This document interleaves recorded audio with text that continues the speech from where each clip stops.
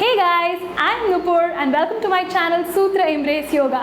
I hope you had practiced warm-up number 1, episode number 1 of series 1. Now we are going further with the episode number 2, that is the lower body warm-up that starts from the lower back till the feet, right? So before we move ahead with that, I had told you one word, that is it would be little rigorous, right? When I had termed that word little rigorous, I meant that people who are elderly or old aged people, they would not be able to sit on the chair and do this routine. You will have to get up to do this routine, and so be kind to your body, listen to your body, don't do certain things which you would not be able to do, right? Modifications of this warm up sitting on a chair, I would be doing a proper chair yoga series for this, and in that series I'll show everything for the elderly people also and people who are on their work and wish to do yogasanas over there. So we'll be talking about that later on. Now when I'm talking about a rigorous part of this kind of a routine or warm-up routine, it would not be extra rigorous, don't worry, but you are supposed to take care of certain things. Certain things means, when are you supposed to practice this warm-up routine?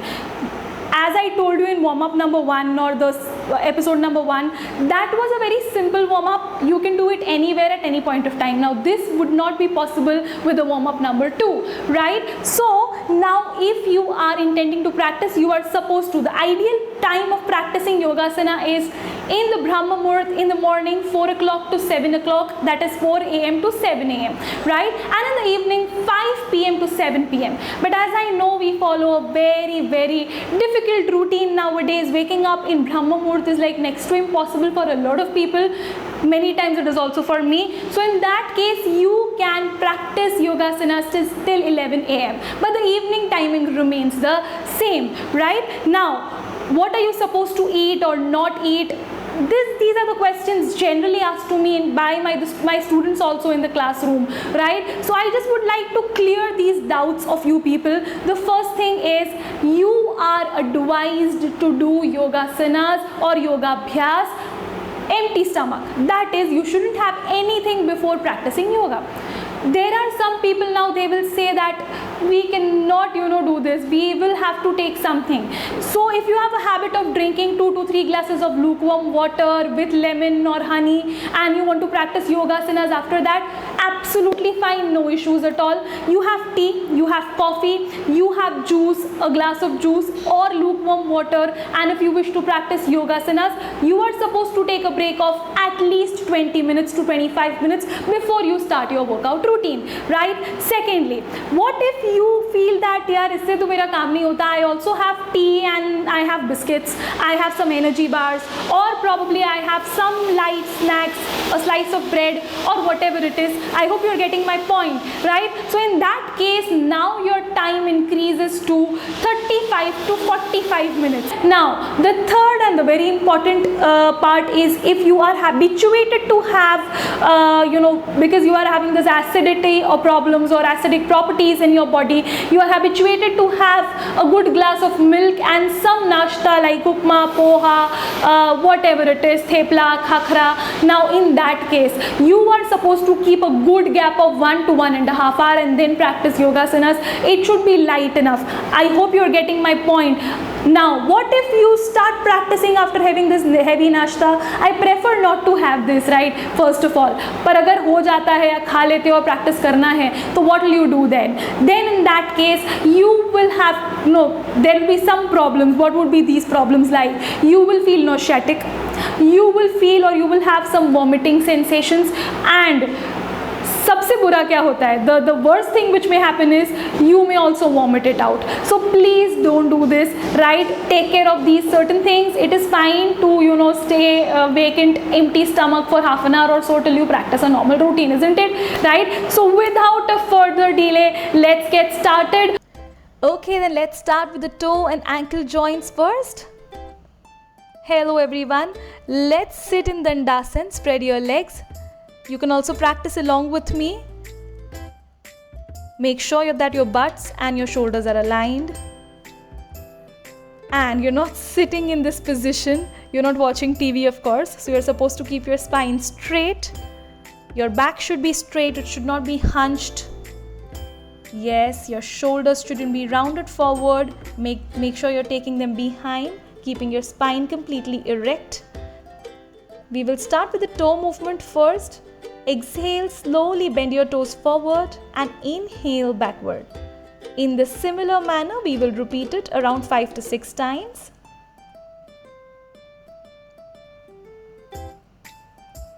Once we are done with the toe movement, we will start with the ankle joint movement, wherein you are supposed to take your toes forward. That is, you are supposed to point them forward and flex them behind. Every time you point them forward, you exhale. Every time you flex them behind, you inhale. Now again, you are supposed to keep your feet apart in such a manner that your tip of the toe is touching each other.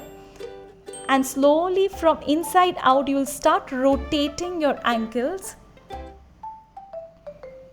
Again, as I mentioned before in the previous video, in these kind of movements, you are supposed to breathe normally. And we will repeat this anti-clockwise as well.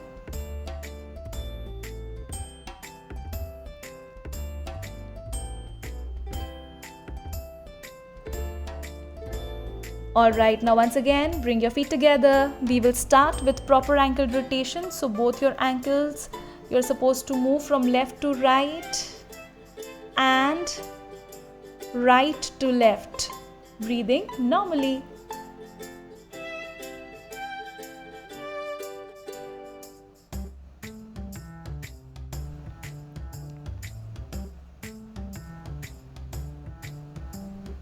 Alright, now we'll go ahead with the knee joint, and yes, a lot of people complained about knee pains.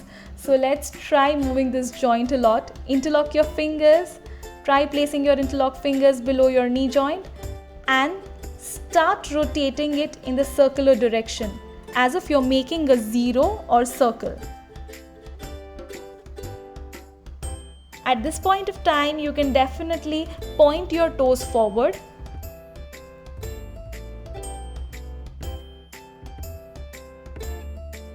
Now we'll repeat it on the other side as well. Take the position and start with the circular rotations.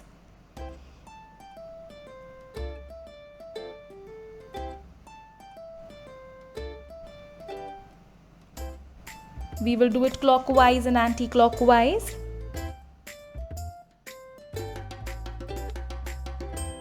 Now make sure that the other foot is also straight. You do not lose your track, and a lot of people place it improperly. Make sure your other foot is also straight. Now, staying in that particular position itself, slowly we will just flex our toe inside and stretch our leg up and down. Again, stretch it up and down. You are supposed to keep on repeating it for around 5 to 6 times. You'll feel a good stretch in your calf and your hamstrings, and along with that, you'll also feel a good stretch in your quadriceps. Try holding this for a few breaths and then repeat the same on the other side.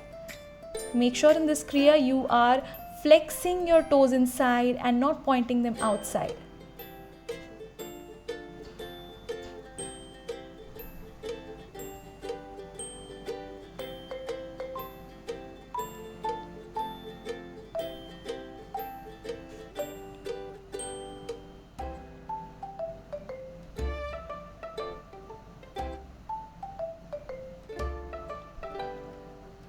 Now once again, interlock your fingers and press your knee closer to the chest and make sure your back is straight and your foot is not touching the floor. Try pressing it as much as possible, and we will repeat it on the other side as well. Every time you press your knee closer to the chest, you are exhaling out and then you inhale. Make sure you're holding it from the center and not to up and down. Keep on repeating this for around 5 to 6 times on each side. Remember, precision and perfection is very important. Every time you're supposed to check whether your back is straight or not, your spine is erect or not. Be aware about your muscle engagement also.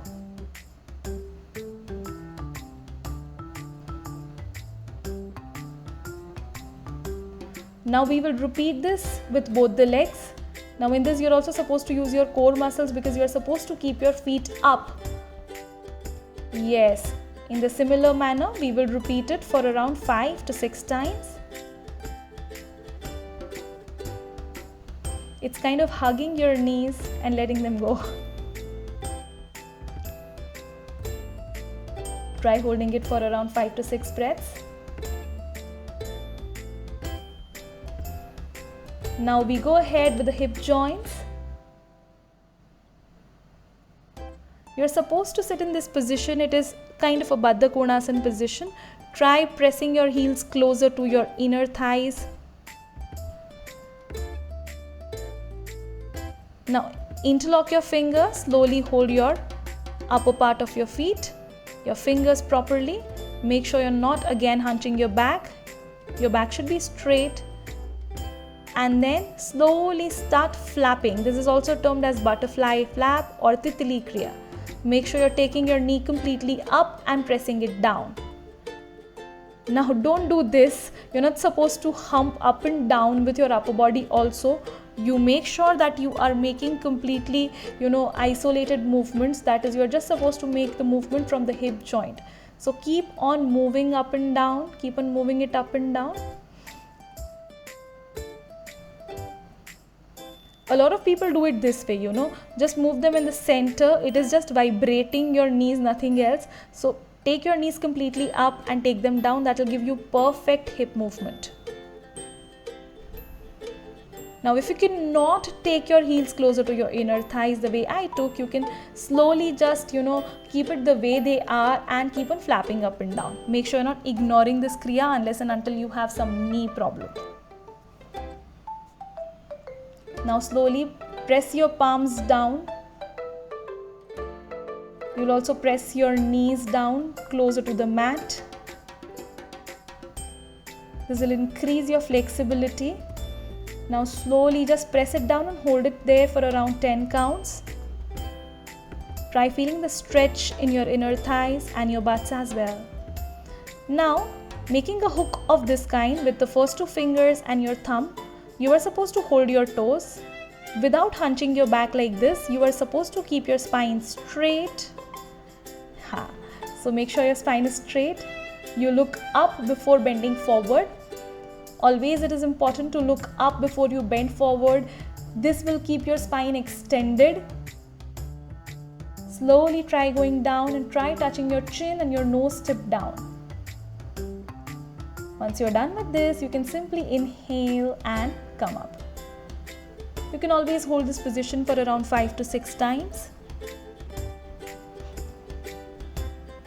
Now, if you cannot go down, don't try to hunch your back and go down. Instead, you can just look up and slowly go down as much as you can. Okay, so it can be like 30-40%, but just go down till you can comfortably go. And just keep on doing these kind of dynamic movements. You can keep on moving up and down, up and down, up and down slowly, and gradually you'll be able to achieve the flexibility. So results might be late, but you'll always see the results. Now, you can make a kite shape like this or a diamond shape like this. Slowly inhaling in, look up, and exhale, go down. Try touching your chin down on the heels. Again, same principle implies over here also. So in case if you feel that you would not be able to bend forward the way I did, you can always go halfway through or 30, 20, 10% through and keep on doing some dynamic movements like this. Always remember, you are not supposed to look down and try to press your forehead down. Instead, you are supposed to look up and then go down. We are doing some hip opening warm-ups, all the external hip rotations for now. You are supposed to hold your right foot in such a way that you are, keeping your palm inside out and then pushing it outward. So you are supposed to slowly and gradually push it outward without jerking your movements. Once we are done with that, we will repeat it on the other side as well. Now, don't try holding it this way. The only reason behind that is, if you hold it that way, I'll show you how exactly your body movements would be like. So repeat it on the other side as well.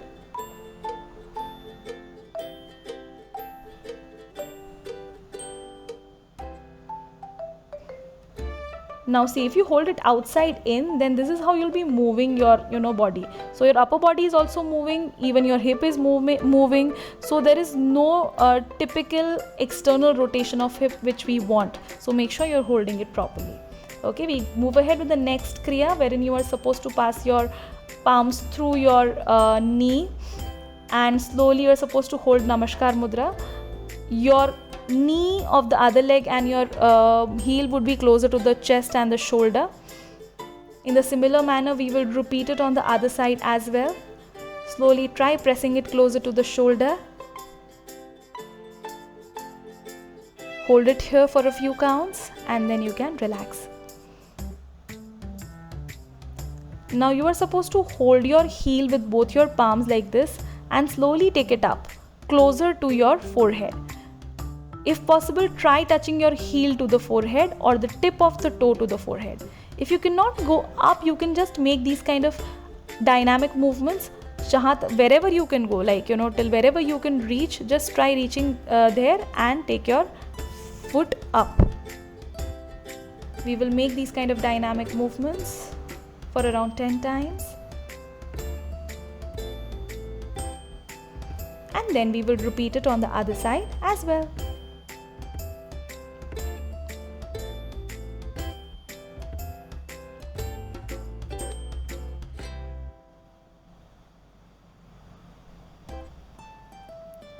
Now slowly place your right foot parallel to your right butt and hold your left foot with both your palms. Try taking it closer to the left ear. If you cannot, it's absolutely fine. Now try keeping the movement dynamic. Take it up and down, take it up and down.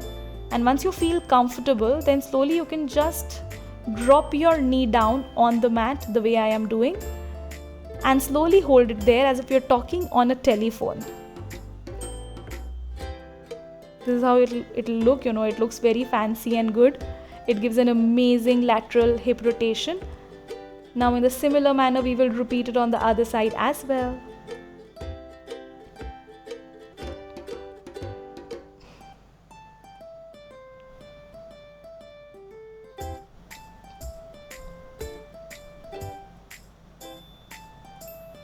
Try holding it here for a few breaths. Make sure you're breathing normally.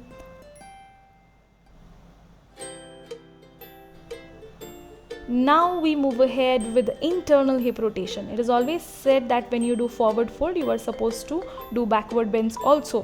So complementary movements are always encouraged. Now place your palms horizontally behind your butt. Make sure that your palms, palms are touching your butts properly,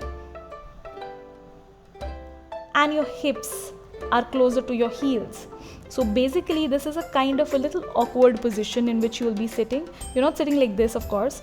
You are trying to get your palms closer to the hips and horizontally placed, and your heels as close as possible to the hips. Now from here we will start with the movement, We'll be sitting in this position and we will drop our knees, both our knees on the left side down. Your knees will be placed at the shoulder level distance, and so will your feet will be placed on the shoulder level distance as well. Take your knees to the left side and drop them down on the right side and keep on moving.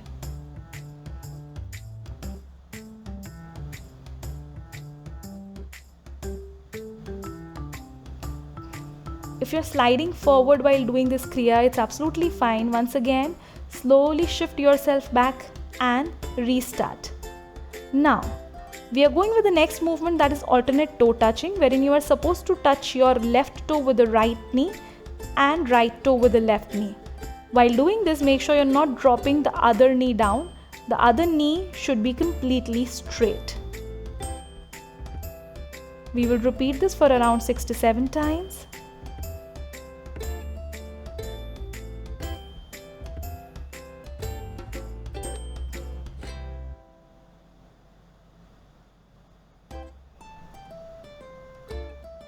Now in case if you wish to see it from the side also, this is how it will look. Just taking it on the left side and then on the right side. And this is how the alternate toe touching kriya would look from the side.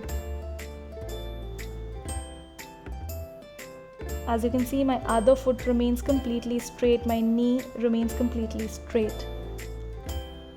Now we'll move ahead with hamstrings.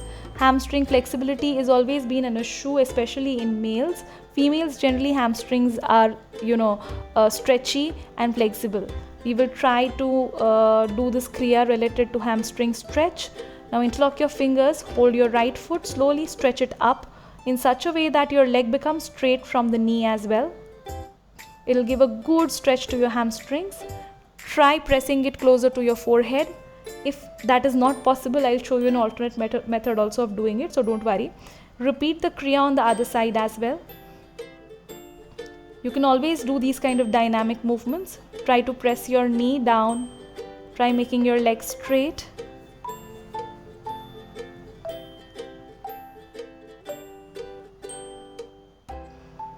Now, use a belt or a dupatta or a string which is strong enough to hold the pressure.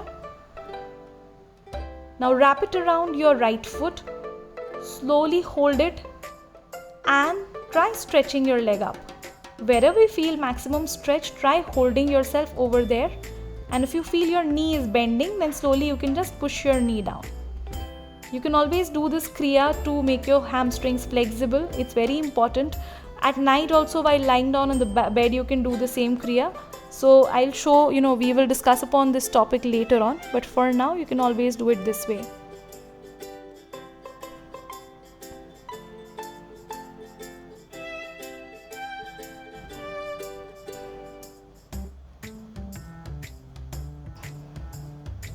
Now we move ahead with lower back joint, and the spine.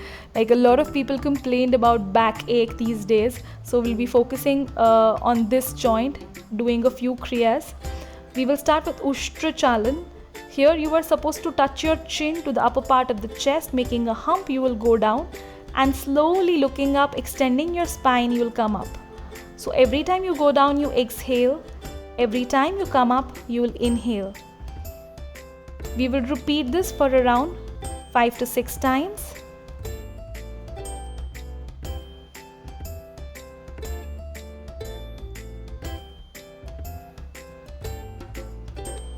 Now when you go reverse over here, you are supposed to look up and slowly keep your spine extended and go down. Try touching your chin down on the floor and then slowly touch your chin on the upper part and making a hump go up. So it's completely reverse than what we did before.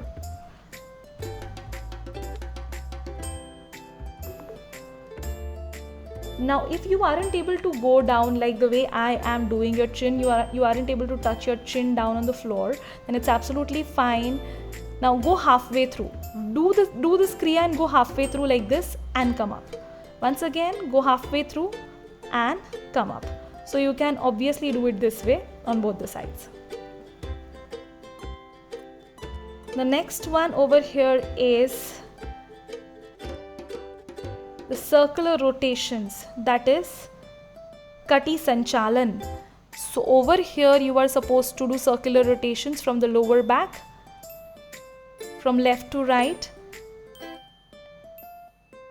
If your nose tip touches the floor and you slide it down on the floor, it's completely fine. You can do it. It's absolutely fine. Make sure the floor is clean. That's very important. But if you cannot go down, it's absolutely fine. Again, you can go halfway through and repeat this kriya for around 5 to 6 times. But there is no scope of excuses.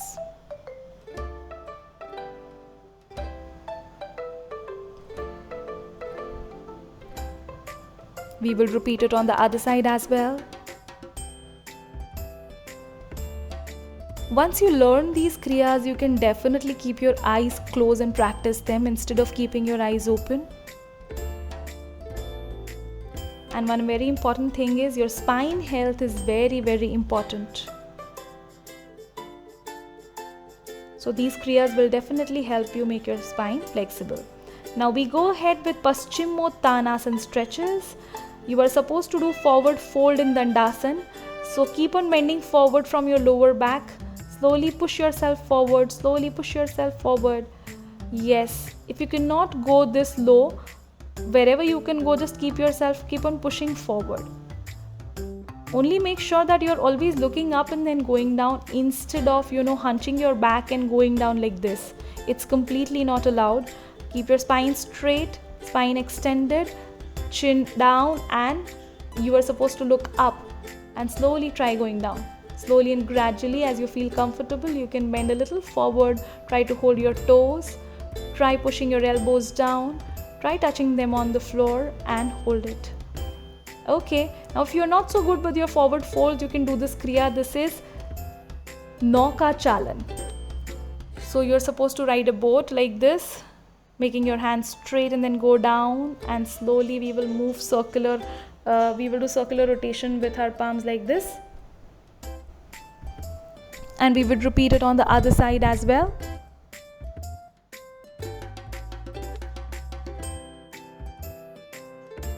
Keep on breathing normally while doing this kriya. Now we move ahead with the next kriya, that is side by side stretch. You are supposed to place your palms in this like a cactus plant. Then go down on the left side and on your right side. Every time you do a side stretch, you make sure that your elbow and your palm touches the floor. But if it doesn't, then you are not supposed to lift up your butt. I'll show you how you're not supposed to do it. Now, yes, if you're doing it this way, there is no point of, doing this kriya, because you're not stretching your spine and the sides, not at all. Instead, you're moving your complete body. So try doing it this way. Even if you're able to only touch your palm, try going on the side and on the other side as well.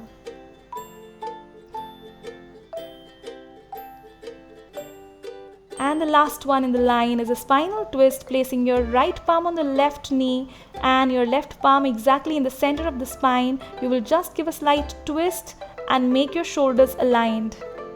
Look behind if possible. And in the similar manner, we will repeat the same on the other side as well. For now, that's it for the lower body kriyas and the spine. So I hope you enjoyed today's lower body workout. It was really good. It was a good warm up with some innovation and some creation of my own. I hope you enjoyed working out, and keep practicing again. No hacks would work. Make sure you remove your boredom and come on the mat, get on the mat. Everything will fall place after that, right? So I'll be seeing you in the last episode, the third episode of this series number 1, warm-up routine. That would be a seated, comfortable warm-up routine. Possibly it would be done for the elderly people also. Let's talk about that later, not now, right? Let's keep something for that episode also. So then, see you in the third episode of this series. Till then, stay happy, stay healthy. Bye.